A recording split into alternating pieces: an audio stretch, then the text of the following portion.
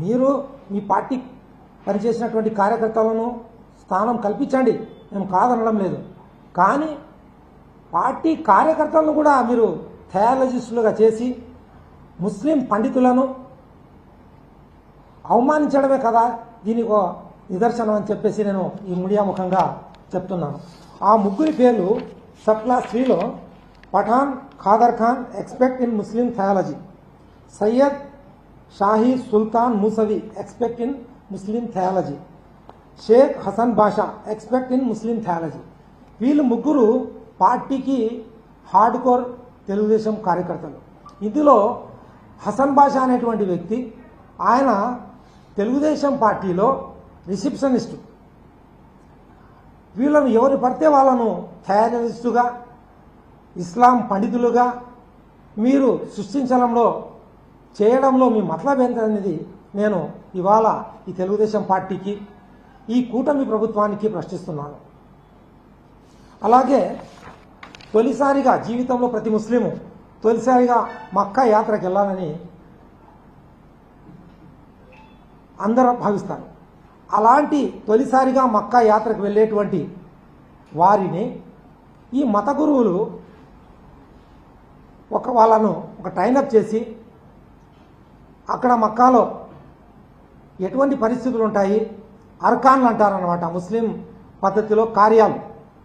ఒక హజ్ యాత్రికుడు మక్కాకి వెళ్ళిన తర్వాత అక్కడ కొన్ని కార్యాలు చేయాల్సినటువంటి పరిస్థితి ఉంటుంది. అందులో ఒక్కటి కూడా మిస్ కాకుండా ఆ కార్యాలు పూర్తి చేసుకోవడానికి అర్కాన్లు అంటారు అరబీ భాషలో. ఆ అర్కాన్లు చెప్పగలిగినటువంటి స్తోమత కేవలం ముస్లిం పండితులకు, ముఫ్తీ, హాఫీజు, మౌల్వీ, ఉలెమాలకి మాత్రమే ఉంటుంది. అటువంటి ఉలెమాలను పక్కన పెట్టి పార్టీ కార్యకర్తలను తెచ్చి థయాలజిస్టులుగా జీవోలు పొందుపరిచి ఇవాళ మీరు ముస్లిం పండితులను అవమానింపజేసే విధంగా చేస్తున్నారన్నమాట. తెలుగుదేశం పార్టీ ముస్లింలను అవమానించడమే ఒక కార్యక్రమంగా పెట్టుకునింది. మొన్నటికి మనం చూస్తే వక్ఫ్ సవరణ బిల్లులో ఓ పక్క వక్ఫ్ సవరణ బిల్లుకు సంబంధించి పార్లమెంట్లో, లోక్సభలో మరియు రాజ్యసభలో వాడివేడి చర్చ జరుగుతుంటే చంద్రబాబు గారు మోసానికి ప్రతిరూపం, మోసానికి నిదర్శనం అని చెప్పడానికి ఒక్క సంఘటన చాలు. అక్కడ ఆ విషయం వాడివేడి చర్చ జరుగుతుంది వక్ఫ్ యాక్ట్కు సంబంధించి. ఇక్కడ ముస్లిం మత పెద్దలతో 70 మంది ముస్లిం మత నాయకులతో 70 మందితో ఆయన టెలికాన్ఫరెన్స్లో మాట్లాడుతున్నాడు.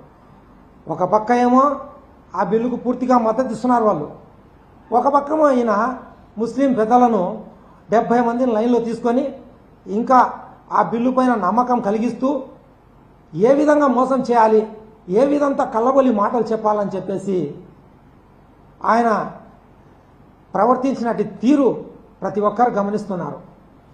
నేను ఒక్కటే చెప్తున్నాను, ఇప్పటికైనా రాష్ట్ర ప్రభుత్వం ఏదైతే జీవో నంబర్ 38 మన హజ్ కమిటీకి సంబంధించి 13 మంది సభ్యులతో నామినేట్ చేసినటువంటి ఏదైతే జీవో ఉందో ఆ జీవోను ఇమీడియట్గా వెనక్కి తీసుకొని అందులో ఆ జీవోలో మీరు పొందపరిచినట్లు ముగ్గురు ఆ థయాలజిస్టులను తీసేసి పక్కాగా ఉలమాలను, ముఫ్తీ, ఆలింలను షియా నుంచి, సున్నీ మజహబ్ నుంచి తీసుకోవాలని చెప్పేసి నేను ఈ ప్రభుత్వానికి డిమాండ్ చేస్తున్నాను.